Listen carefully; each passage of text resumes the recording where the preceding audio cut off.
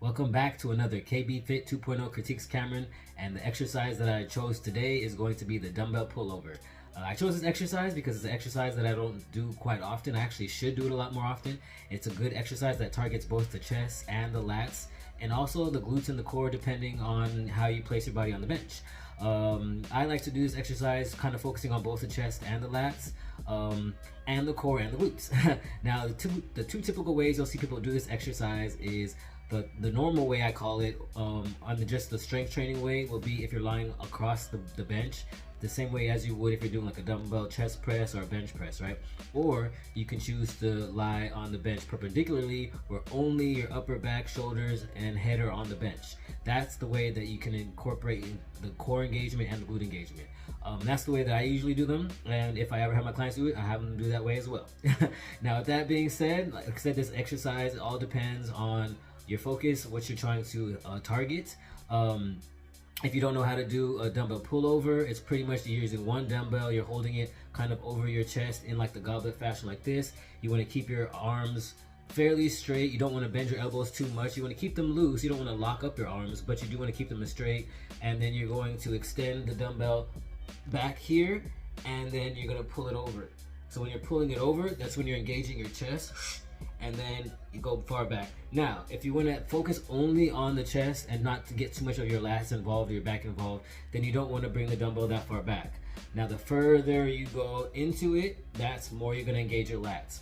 Now, one thing that I think that this exercise is really good at is exposing your mobility in your lats, right, and in your shoulders. If you have very tight lats, very tight shoulder mobility, then you're going to struggle with this exercise. This is also exercise, if you're going to do this for the first time, I would always suggest going super lightweight, because you can hurt yourself if you go too heavy for this one. This kind of goes for all exercises, but this one in particularly, because of the way you are holding the dumbbell with the force going backwards, I don't want you to like snap anything in your shoulders or your ribs or anything like that.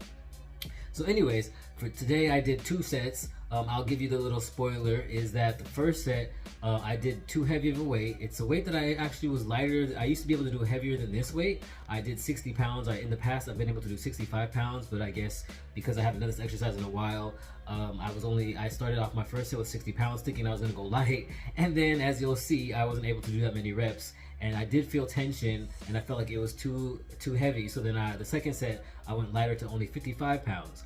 And I was able to get more reps in, but due to time, I wasn't able to get in the third set, which I would have wanted to do so I can get more benefit from the sets. But like I said, going forward, I'm going to incorporate this into my workouts more often.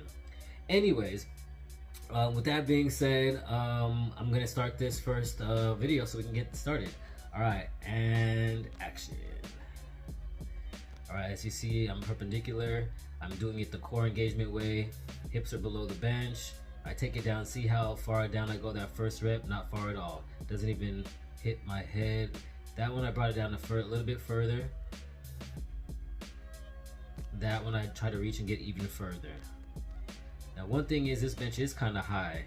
That's 4 reps, and then I was over. I knew that after that fourth rep, it wasn't gonna be good. I was like, you know what, that's too heavy, and I knew I felt the tension. I was like, this is not safe.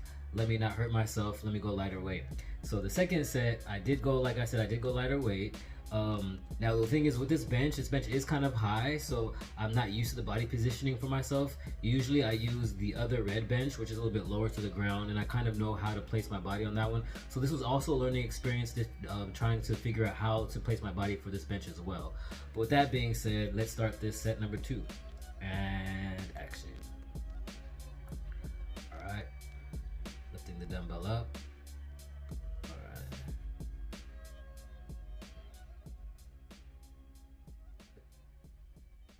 I'm bringing it down nice, slow and controlled. I like that slow down. I didn't get too far out my extension.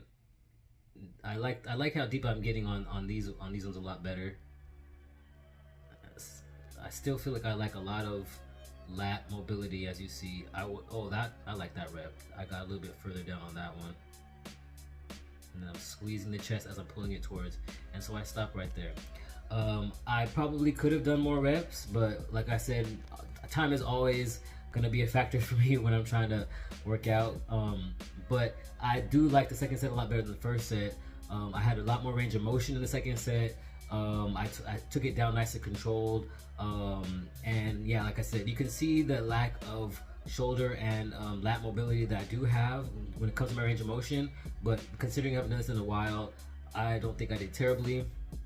But it does definitely need a lot of improvement. It's definitely one of those exercises, like I said, that I do need to incorporate more into my workouts. I've neglected it for like months and months and months, so definitely got to get this one in. Once again, if you guys do want to try this exercise out, I would highly suggest starting with a very light weight, maybe like 10 pounds, just to get the motion, get the movement, get the form correctly, see how your lats and your shoulders feel extending the dumbbell far back. Try not to bend your elbows too much, and then as you feel stronger and you feel secure and comfortable with the actual movement, then you can increase the weight.